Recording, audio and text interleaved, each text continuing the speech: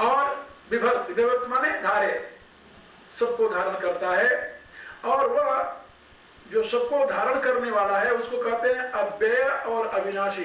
विभर्ति अव्यय ईश्वर, वह धारण ही नहीं करता, वह बल्कि ईशण भी करता है। क्षरात्मानो ईशते देव अन्य, ऐसा श्रुति कहती है कि क्षर और आत्मा यानी जीवात्मा और इस जगत, इन दोनों को ईशण करने वाला वह अन्य देव है। श्रुति में एक जगह और आया है जहां पर सृष्टि का क्रम समझाया गया है, वहां पर बताया गया है ए तस्मात् तस्मात् आकाश आत्मना आकाश संभूत आकाशाद वायु वायुरन्य, ये प्रक्रिया समझाई गई। उस परमात्मा से आकाश आविर्भूत हुआ, कॉजल फेनोमेना ऑफ एनर्जी, ऐसे ऑफ वर्ड। तो वो आकाश प्रारंभ उत्पन्न हुआ और उससे आकाश से वायु अग्नि पृथ्वी जल आदि प्रकट हुए, ये सारा जगत बन गया। तो आगे बताया गया तत्सृष्ट्वा तदेव अनुप्राविशत, पहले उसको वो रच करके फिर स्वयं भी उसी में प्रविष्ट हो गया। तो स्वयं किस रूप में प्रविष्ट हो गया?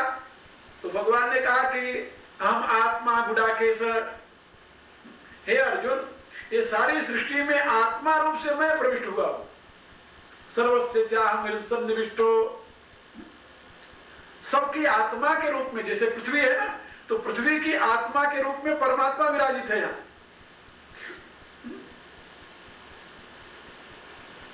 यस्य पृथ्वी शरीरम, उपनिषद कहती है ये पृथ्वी उसका शरीर है और परमात्मा की सत्ता से ही ये पृथ्वी साकार रूप में अवस्थित है। एक दिन मैंने बताया था ना कि वह परमात्मा इस पृथ्वी को धारण किए हुए, सौदाधार पृथ्वी, तो वो इस पृथ्वी को धारण किए हुए उसकी आत्मा है। जहां आत्मा होती है वहां एक विशिष्ट गुण होता है। वो विशिष्टता क्या होती है? उसके आकर्षण से आसपास के अनंत जो परमाणु हैं वो संगठित होकर के एक आकार धारण कर लेते हैं। यह आत्मा की विशिष्टता है। इसीलिए उस आत्मा के नाम है कृष्ण। उसे कृष्ण क्यों कहते हैं? वो सबको अपनी तरफ खींचता है। अब वो छोटे अंश में प्रकट हुआ तो छोटा सा आकृति बना लेगा, बड़े अंश में प्रकट हुआ तो बड़ी सी आकृति बना लेगा। अब ये उसके ऊपर निर्भर करता है कि उसकी एट्रैक्टिव पावर कितनी मात्रा में वहां प्रकट हुई है। जितनी मात्रा में उसकी एट्रैक्टिव पावर प्रकट होगी उतनी मात्रा में वो अपने अगल बगल के परमाणुओं को आकर्षित करके फॉर्म बना लेगा एक। ये उसकी महिमा है और इसी को उसका विलास कहते हैं। ये उस परमात्मा का विलास है, उसका वैभव है, उसकी विभूति है। कई नाम है उसके, उसकी महिमा है, उसका वैभव है, उसका विलास है, उसकी विभूति उस परमात्मा की। तो जहां कहीं आत्मा है, भगवान कहते हैं आत्मा के रूप में मैं अवस्थित हूं। सर्वस्य चाहं हृदय, और हृदय कहते हैं किसे? केंद्र को। केंद्र को हृदय कहते हैं। जैसे हर एक पदार्थ जो है उसका जो केंद्र है उसको हृदय कहते हैं। तो केंद्र और केंद्र के यानी केंद्र की सीमा, केंद्र की सीमा माने केंद्र के आकर्षण की सीमा जहां समाप्त होती है उसका नाम है परिधि। ये केंद्र और परिधि की विद्या आप लोग जानते होंगे, पढ़ा। तो केंद्र की सीमा जहां तक होती है उसकी सीमा बराबर होती है चारों तरफ। उसका अट्रैक्शन जो है वो चारों तरफ बराबर होता है गोले में, इसलिए वो गोल कहा जाता है। वो गोल है क्योंकि केंद्र जो है बिंदु के रूप में होता है। तो बिंदु गोल है इसलिए उसकी सीमा भी गोल बनती है कि चारों तरफ से उसका अट्रैक्शन बराबर होता है, किसी तरफ ज्यादा किसी तरफ कम नहीं होता। इसलिए उससे जो भी वस्तु बनेगी वो गोल बनेगी। इस सृष्टि में जो कुछ वस्तु है वो गोल रूप में, राउंड रूप में। कहा कि वो जो लंबी दिखाई देती हो क्या है? कहा वो तो उसी की गति है वो स्वयं में गोल रूप में, लेकिन गति में वो लंबी दिखाई देती है। यानी बिंदु की जब गति हुई तो रेखा बन गई। रेखा कोई वस्तु नहीं है, केवल बिंदु की गति का नाम रेखा है। और अंत तो गतो उसे फिर गोल होना है, क्योंकि जहां से चली है वो रेखा वहीं आकर वह पूरी होगी। और जब तक वहां नहीं पहुंची तब तक वो घूमती रहेगी, वो अपूर्ण रहेगी। और जहां से चली है जब वहीं आ जाएगी तो पूर्ण हो जाएगी। एक सिद्धांत है वेदांत का है। और उसी में बात समझाई गई है कि जहां वो प्रकट होता है अपने अंश रूप में, बिंदु रूप में, वहां पर अपने चारों तरफ के यानी उसको आकर्षित करके वो एक फॉर्म धारण कर लेता है। जैसे अन्न है, अन्न जब आप पृथ्वी में बीज बोते हैं तो बीज क्या है? बीज किसे कहते हैं? वो जो ऊपर के दाने हैं उनका नाम बीज नहीं है। उस दानों के दो भाग होते हैं और उन दोनों के मध्य में बहुत सूक्ष्म सा स्पेस है, एक बहुत सूक्ष्म सा स्पेस है। स्पेस, उस स्पेस में रहने वाली जो एनर्जी है, शक्ति है, उसका नाम है बीज। अब वो जब मिट्टी में पड़ती है, अब वो मोटे दाने में छोटा थोड़ी एनर्जी हो सकती है और छोटे दाने में बड़ी एनर्जी हो सकती है। ये कोई जरूरी नहीं कि उसकी मात्रा कितनी होगी। अब आप देखिए बड़ का बीज, पीपल का वृक्ष देखा है आप लोगों ने। अब पीपल के बीज को देखिए, पीपल के बीज में और दुनिया में बहुत से ऐसे पदार्थ हैं जिनके बीज में बहुत अंतर है। चने का बीज देख लीजिए, एक चने के बीज में हजारों पीपल के बीज हो सकते हैं, हजारों नहीं बल्कि लाखों हो सकते हैं। इतना स्मॉल होता है पीपल का बीज, लेकिन उसमें कितनी शक्ति निहित है कि जब वो मिट्टी में पड़ता है तो अपने आकर्षण से वो यानी खींचने लगता है परमाणुओं को, और धीरे धीरे वो बढ़ता हुआ कितना विशाल वृक्ष के रूप में हो जाता है। और इतना विशाल वृक्ष कहां से आया? उस बीज से आया, उसमें निहित है। कितना बड़ा होना है इसके वृक्ष को, ये उस बीज में निहित है, बीज में शक्ति निहित है। तो ये एक सिद्धांत है कि वो बीज जो है, बीज बहुत सूक्ष्म है। परमात्मा का अंश जो है आत्मा उस बीज के समान है। इसीलिए निधानम बीजम अव्ययम, भगवान ने कहा कि समस्त बीजों का निधान मैं हूं। और 14वें अध्याय क्या बताया? अहम बीज प्रदः पिता, ये बीज जो है मैं देता हूं, बीज प्रदान करने वाला पिता मैं हूं, कारण मैं हूं। क्योंकि बिना बीज के कोई भी पदार्थ हो नहीं सकता, इसीलिए शरीर को वृक्ष बताया। अब इस शरीर रूपी वृक्ष का बीज क्या है? जो पुरुष के शरीर से सीमन जाता है, उस सीमन में रहने वाला वो सपर, और सपर में रहने वाला जो तत्व वो बीज बनता है। सपर में स्वयं में बीज नहीं होता। सपर में जो पदार्थ है, अब आजकल तो वैज्ञानिकों ने उसमें कई चीजें निकाल ली। उसमें उस सफर के अंदर रहने वाले जो क्रोमोसोम्स हैं, वहां पर एक डीएनए, अब उन्होंने उसका खोज किया। वो पता नहीं उनके नाम दिया क्या तत्व है, कहते हैं मैं नहीं बता सकता क्या है, जरूर एक तत्व है, उसका नाम उन्होंने डीएनए दिया। उसके द्वारा ये फॉर्म सारे बनते रहते हैं, उसके द्वारा ये सारी उसकी आकृति बन जाती है। यानी मेरे कहने के प्राय कि वो अननोन तत्व है, और अननोन तत्व है केवल उसके लिए इमेजिनेशन, स्पेकुलेशन, यानी कल्पना करके हम उसको स्वीकार करते हैं कि ये तत्व होगा और वो इसका कारण है। लेकिन वो अदृश्य है, दृश्य नहीं है, देखा नहीं जा सकता। तो मैं आप लोगों को ये बता रहा था कि परमात्मा ही समस्त आत्मा के रूप में अभिव्यक्त है, सबकी आत्मा रूप में वह है, इसलिए वो सर्वत्र व्याप्त है। भगवान ने यहां बताया यो लोकत्रयम आविश्य, वो तीनों लोकों में, लोक तीन है।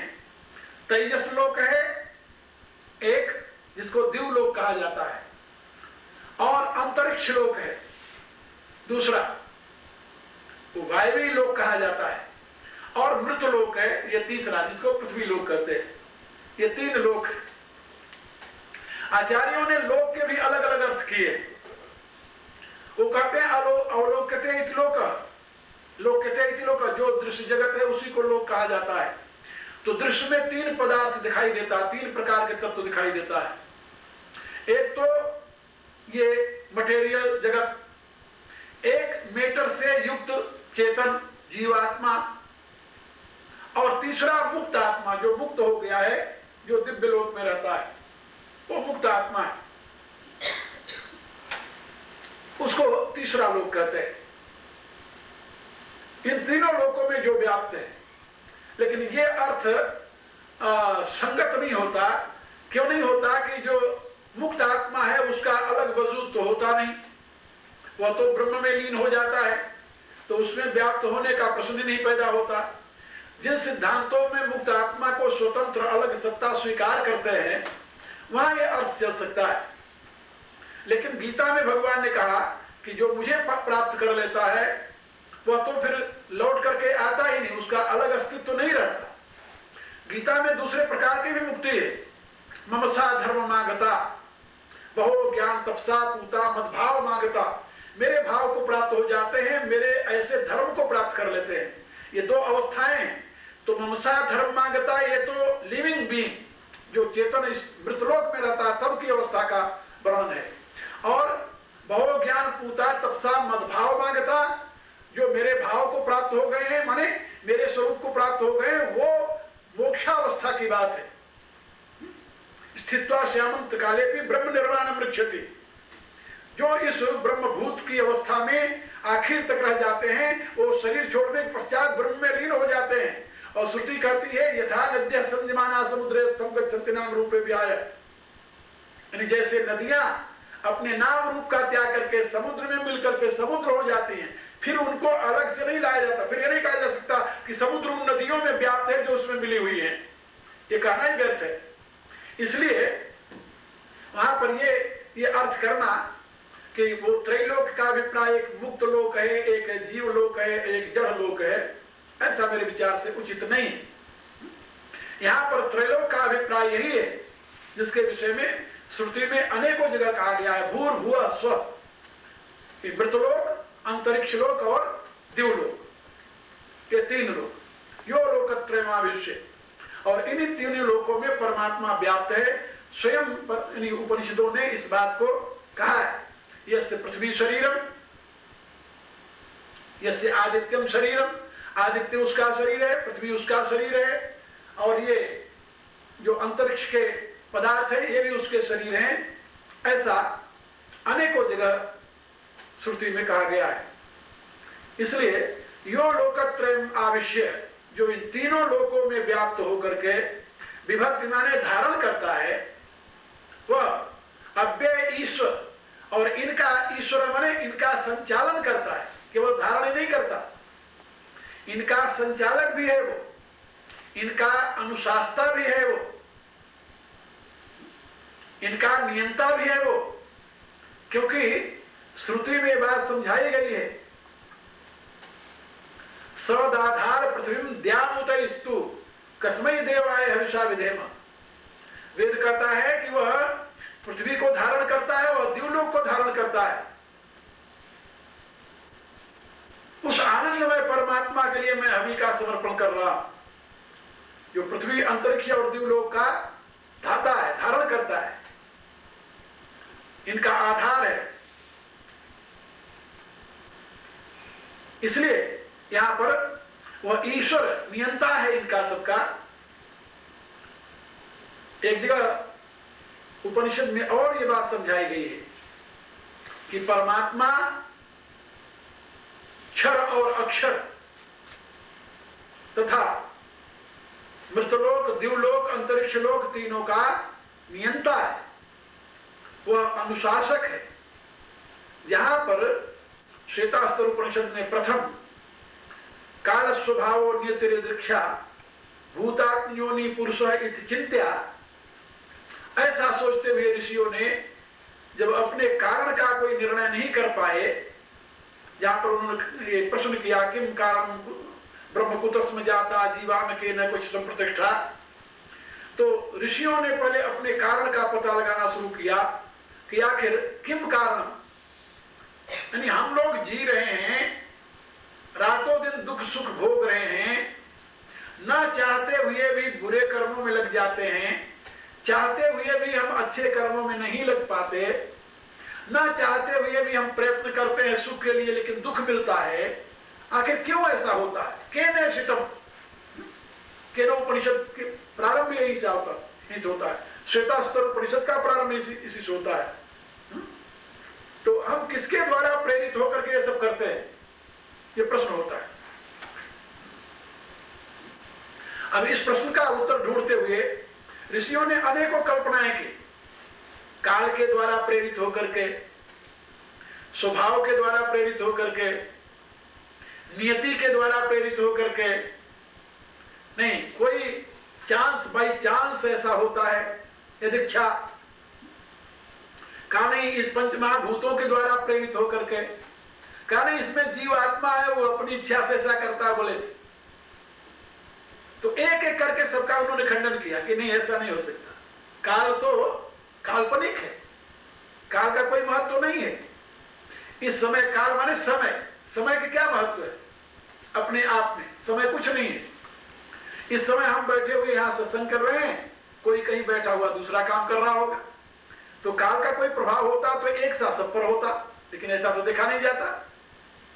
इसलिए काल इसमें कारण नहीं है, स्वभाव इसमें कारण नहीं है, क्योंकि स्वभाव तो अभ्यास का परिणाम है। स्वभाव किसे कहते हैं? अभ्यास को। बार बार किसी क्रिया को किया जाए उसका नाम है अभ्यास, और अभ्यास की परिपक्वता का नाम है स्वभाव।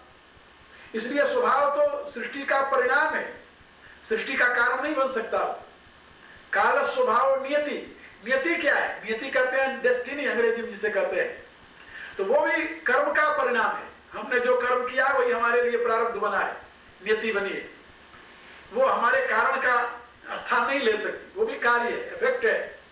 काल स्वभाव और नियति, यह दीक्षा क्या है? चांस क्या है? कुछ नहीं है। यह दीक्षा कोई तत्व तो नहीं अपने आप में। फिर क्या है? काल स्वभाव और नियतिर यह दीक्षा, जिस विषय को हम नहीं जानते उसका नाम हमने कह दिया यह दीक्षा। बस वो मनुष्य की अज्ञानता का अवबोधक तत्व है, सत्य नहीं है वो। काल स्वभाव नियतिर दीक्षा भूतात्म योनि का, ये पंचमहाभूत का पंचमहाभूत तो जड़ है, ये हमें कैसे लगा सकते हैं, अपने अनुसार कैसे चला सकते हैं? तो पुरुष इति चिंता, जो पुरुष है इसमें रहने वाला चेतन वो का, वो भला ऐसा क्यों करेगा? कोई व्यक्ति चाहता कि हमें दुख मिले, वो तो हमेशा सुख के लिए प्रयत्न करता रहता है बेचारा, लेकिन उसके बदले में उसे दुख मिलता है, इसलिए वो भी असमर्थ है। अनीश, आत्मा अनीशो सुख दुख हेतु, कहा कि वो तो अनीश है, ईश नहीं है, स्वयं का स्वामी नहीं है, वो इंद्रियों का या जगत का प्रेरक नहीं है। यदि जगत का प्रेरक होता है तो दुख क्यों उठाता हो? इसलिए आत्मा अनीश है, सुख दुख हेतु। ये सुख दुख दोनों भोगता, इसलिए अनीश है, शक्तिहीन है, अल्पज्ञ है, अल्प शक्ति वाला है। फिर कौन है? तब उन्होंने कहा कि नहीं ऐसे काम नहीं चलेगा। ते ध्यान योगानुगता अपश्यन, तो जो ध्यान की प्रक्रिया मैं आप लोगों को समझाता हूं, इस महायोग का आश्रय लेकर के उसमें बताया है प्रणव का आश्रय, वहां मंत्र के रूप में प्रणव को उन्होंने लिया। प्रणव धनु सर्व आत्मा ब्रह्मतल लक्ष्मीच्युते, प्रणवम अरणिम कृत्वा शरीरम अरणिम कृत्वा प्रणवश्चोत्तरारणि ध्यान निरवधनाभ्यासा तब देवम पश्येत निगूढ़वत्। तो उन्होंने अपने इस शरीर को नीचे की अरणी बनाया और प्रणव के नाद को ऊपर की अरणी बनाया, उससे मंथन किया, प्रणव का चिंतन किया, और फिर उन्होंने ध्यान के द्वारा ते ध्यान योगानुगता पश्यन देवात्म शक्ति स्वगुणेर निगूढ़ा, उस परमात्मा की पराशक्ति को देखा जो अपने गुणों से ही ढकी हुई है।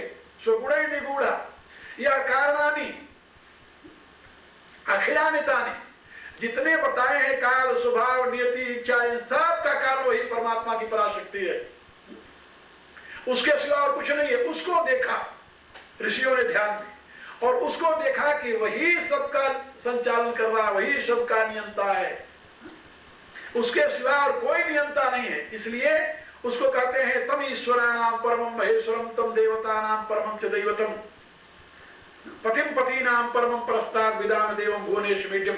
ऋषियों ने जब उस परम तत्व को देखा तब उनकी सारे शंका समाधान हो गया, और उसी का संकलन श्वेतास्तर उपनिषद है। समस्त उपनिषदों में मैं उसे बहुत आदर की दृष्टि से देखता हूं, मेरा बड़ा प्रिय विषय, प्रिय उपनिषद है। इतने उत्तम ढंग से उसमें सारी बात समझाई गई है कि वहां कोई भ्रांति के लिए स्थान नहीं छोड़ा है। बहुत सुंदर डिस्क्रिप्शन है उसमें। तो उसमें ये बात समझाई कि वह परमात्मा ही सबका नियंता है, सबका यानी अनुशासक वही परमात्मा है।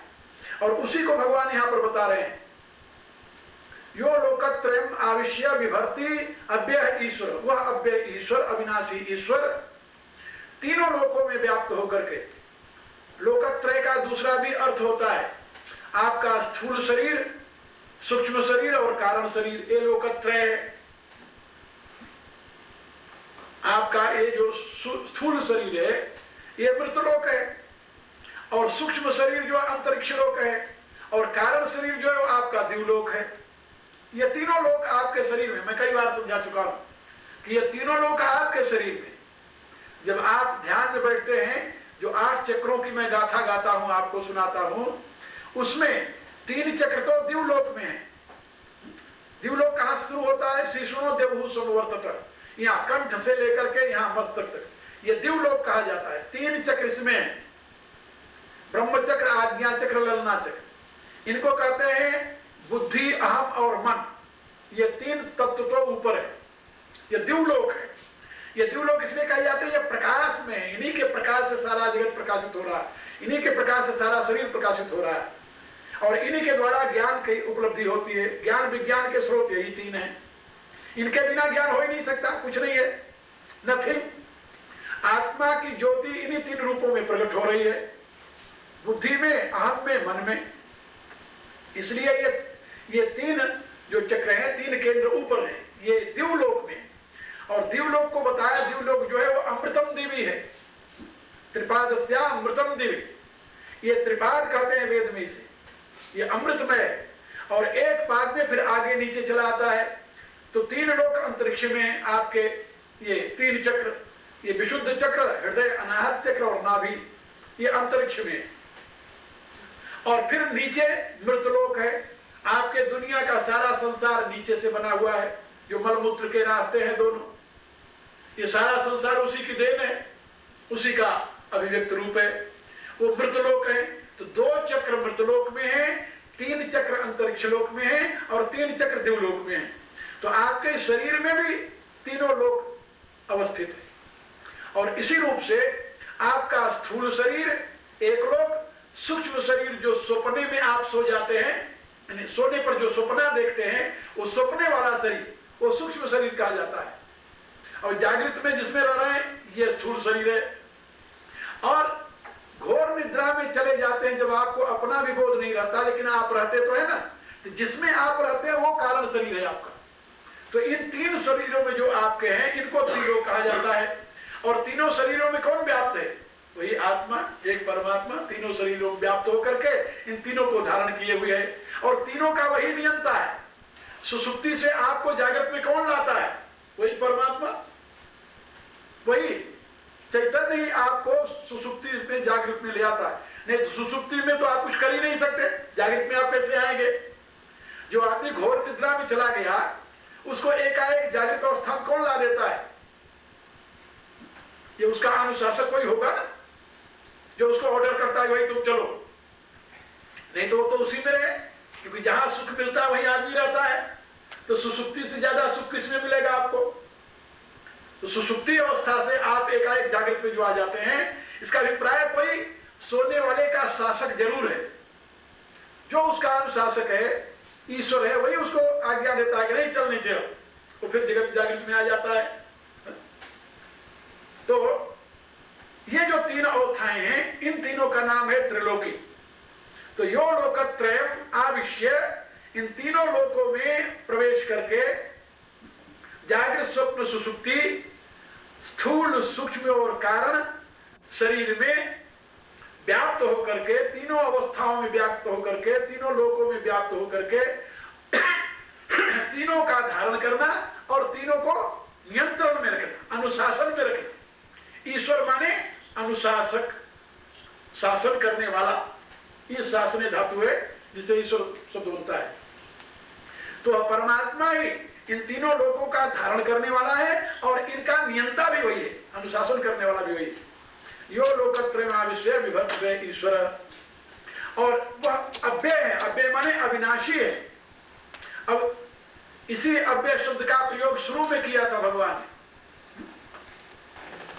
ऊर्ध्वमूल मदः शाखा मत्स्योत्थम प्राहु अव्यय, और उसी अव्यय अविनाशी तत्व की बात यहां समझा रहे हैं कि वह अव्यय है, अविनाशी है, सबका आधार है, सर्वाधार है परमेश्वर। उस अव्यय अविनाशी परमेश्वर को मेरे पास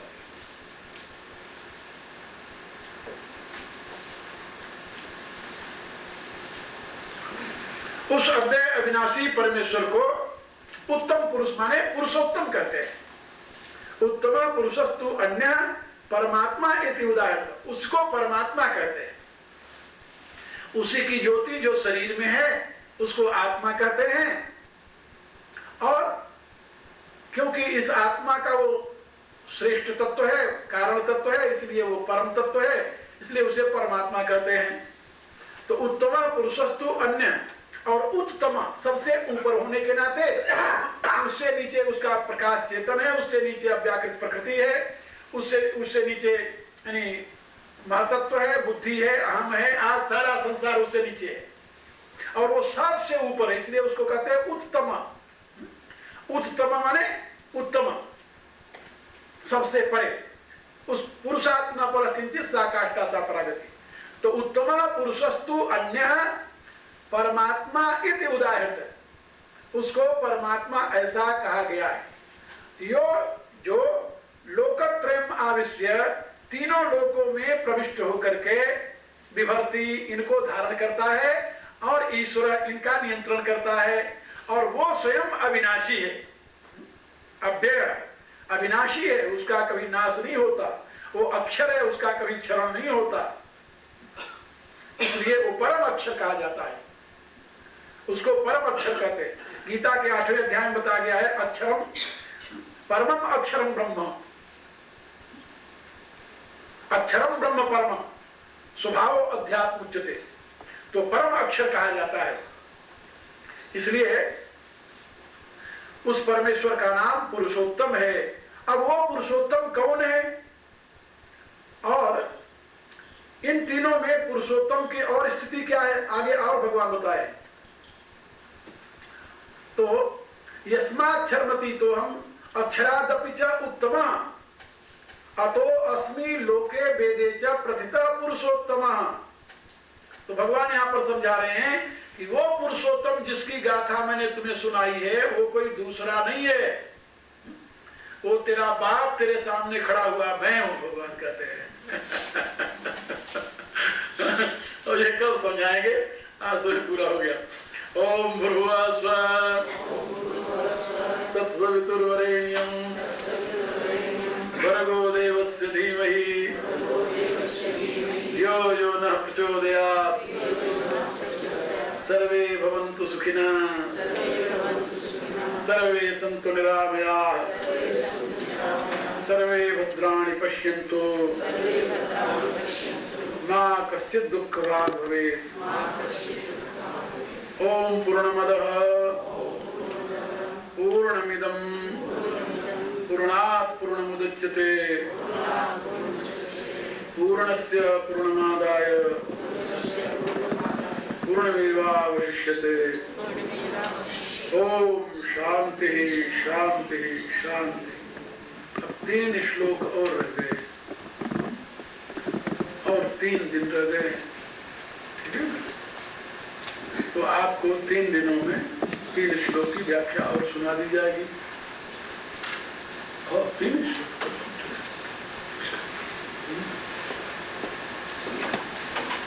और ये 15वां अध्याय आपके Waterloo Kitchener Canada Ontario Canada पूरा हो जाएगा। आप लोगों को गीता बहुत सुनाया, 3रा अध्याय पढ़ाया, 4था अध्याय, 5वां, 7वां, 4था सारा तो नहीं पढ़ाया, 20 एक विषय पूरा, नहीं 16 श्लोक, एक विषय पूरा, 16 श्लोकों तक विषय है, ठीक है, 16 श्लोक तक एक विषय उसका आ सकता है।